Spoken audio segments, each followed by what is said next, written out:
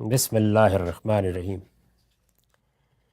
قال ابن مسعود كنت لا احبس عن ثلاث عن النجوى عن كذا وعن كذا قال فأتيته وعنده مالك بن مرارة الرهابي قال فأدركت من آخر حديثه وهو يقول يا رسول الله إني رجل قد قسم لي من الجمال ما ترى فما أحب أن أحدا من الناس فضلني بشراكين فما فوقهما أفليس ذلك هو البغي قال صلى الله عليه وسلم ليس ذلك بالبغي ولكن البغي من صفي الحق أو بطر الحق وغمط الناس۔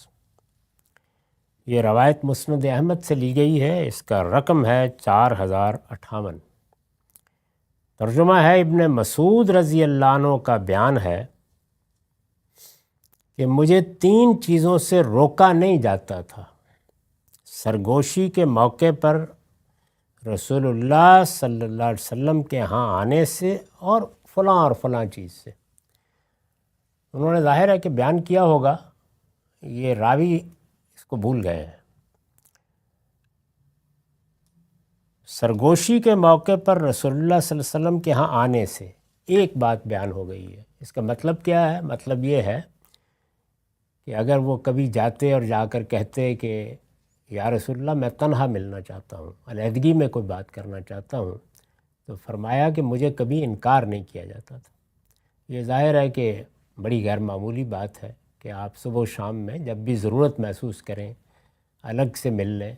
رسول اللہ صلی اللہ علیہ وسلم کا معمول یہ تھا کہ مسجد میں تشریف فرما ہوتے تھے، اگر کہیں باہر نہیں جا رہے یا کوئی خاص مہم درپیش نہیں ہے تو مسجد میں تشریف فرما ہوتے تھے، نمازوں کے بعد بھی، مختلف مواقع پر، یا پھر یہ کہ کسی کے ہاں کوئی دعوت ہے، بلایا گیا ہے، وہاں تشریف فرما ہے تو لوگ جو بات کرنا چاہتے تھے کر لیتے تھے۔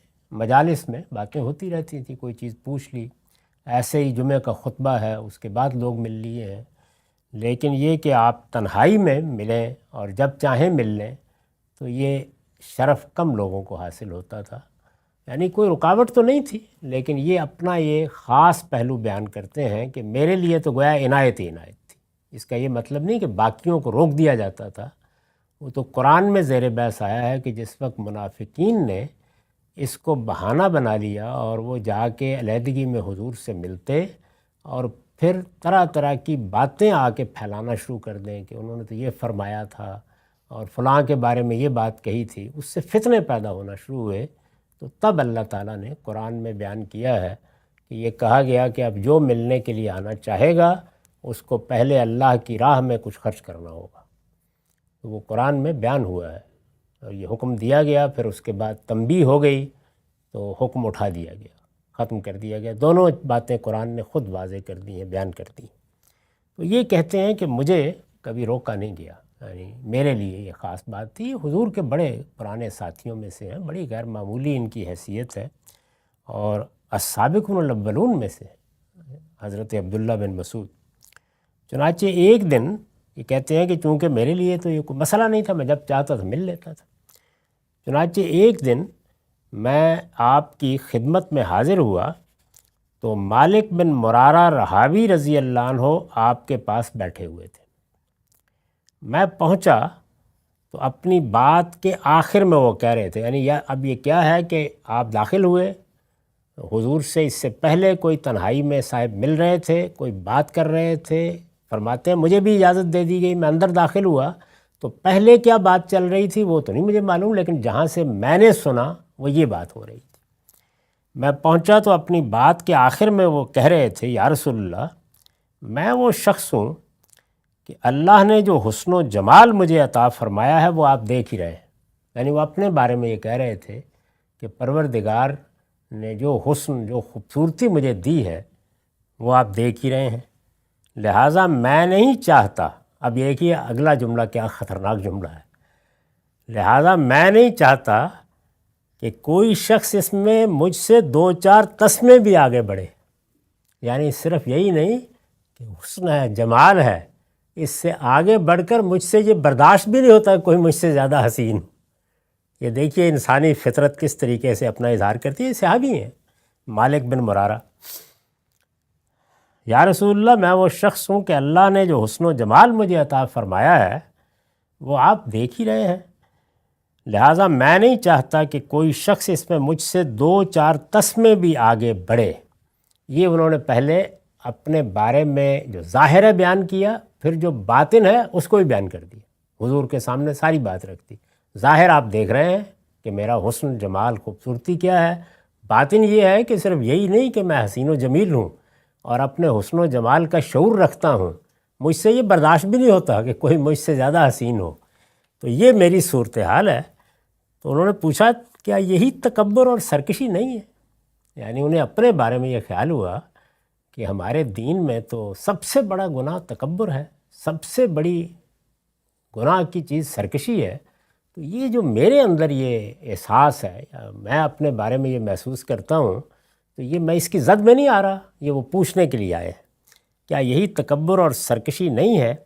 اب دیکھیے اس حد تک یعنی یہ کہتے ہیں کہ میرے دل میں یہ خیال رہتا ہے کہ مجھ سے زیادہ حسین کسی کو نہیں ہونا چاہیے.